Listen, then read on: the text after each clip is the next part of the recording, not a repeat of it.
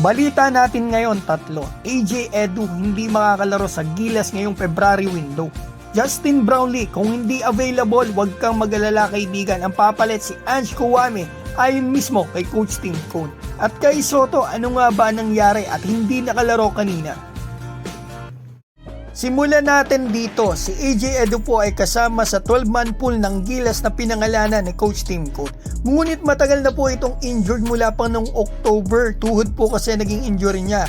At may sinabi na po about dito si Miss Erica D na Executive Director ng SBP na si Coach Tim Cone na nga daw po ang bahala kung maglalaro lang ang Gilas na 11 players lang sa Asia Cup qualifiers o kukuha ng temporary replacement ni AJ dahil nga nagpapagaling pa ito.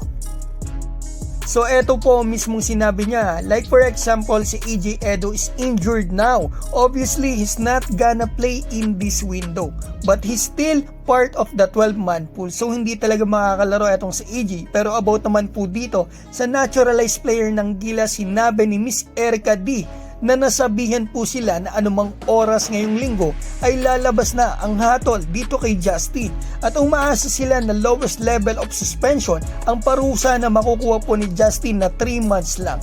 At nilinaw pa niya na counted na yung ilang buwan na hindi paglalaro ni Justin sa parusa sa kanya na magtatapos sa February 8. At ayon naman kay Coach Tim Cone mga kaibigan, kanina lang sa interview sa kanya sa One Sports, maraming salamat po.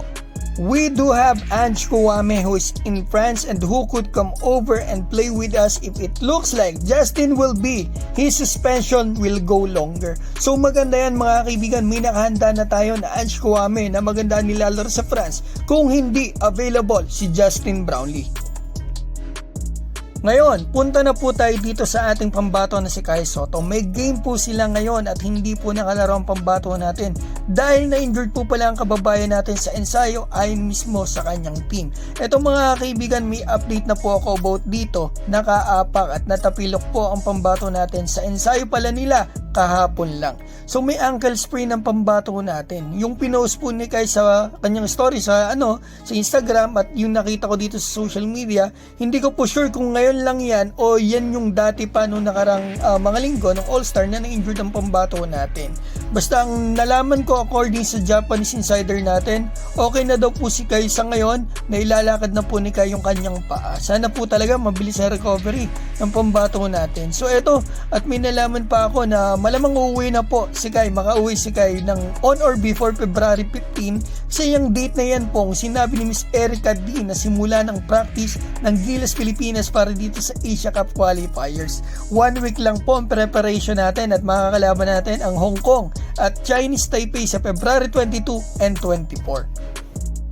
So yan mga kaibigan, ang mabilis na balita natin. Sana mabilis din po ang paggaling ng ating kababayan na si Kai Soto. Pag-pray po natin yon. Malapit na laban nila ngayong February. Abangan po natin yan. Maraming salamat po sa inyo.